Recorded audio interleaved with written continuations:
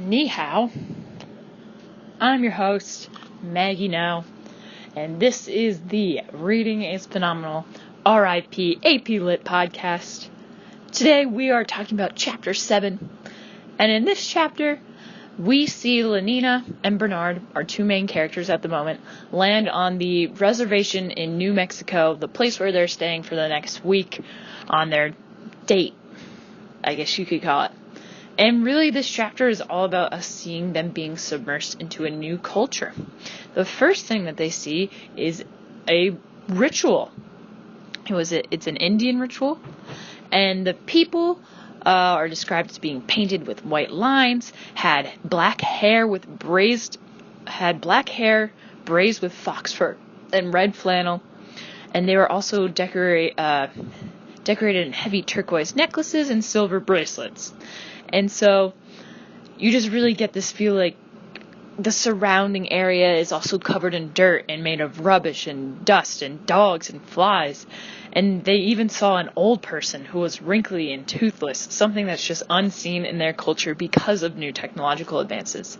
And there are also snakes and eagles involved, public breastfeeding, and all this really disgusted Lenina, and she begged Bernard to leave, but Bernard was actually in awe with the intimacy shown between all the people in the ritual, with the mother and her children and the elderly, and just the ritual in general. And however, Lenina did find one comfort: the drums.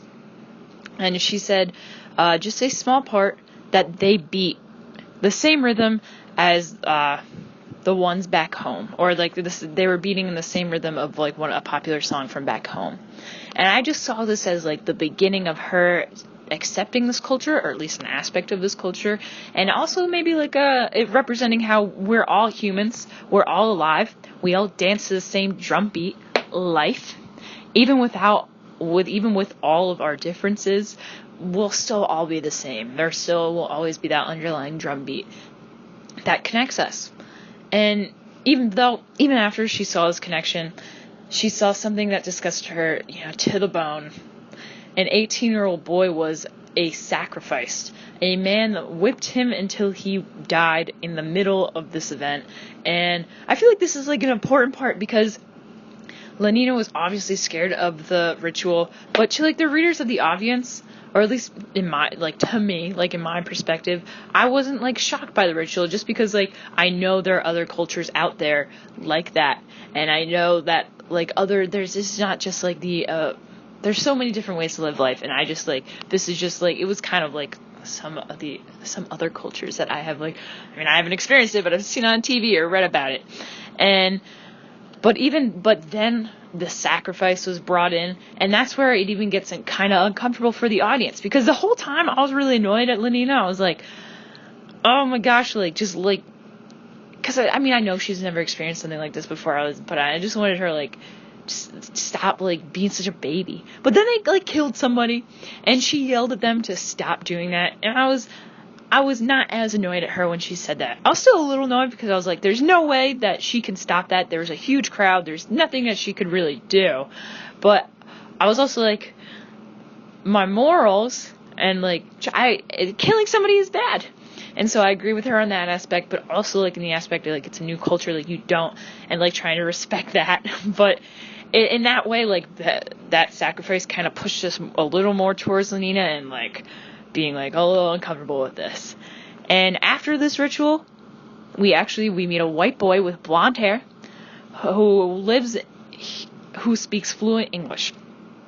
And he's talking about how he wishes he was the sacrifice in the ritual.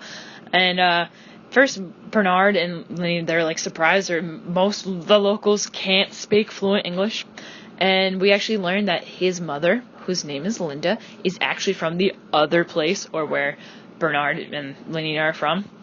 And so the boy calls over his mother, and we meet her, and to Lenina, she is disgusted by John, we'll learn his name, John's mother. That's what Linda tells us later, that his name is John. And Lenina likes John, she doesn't like his mother.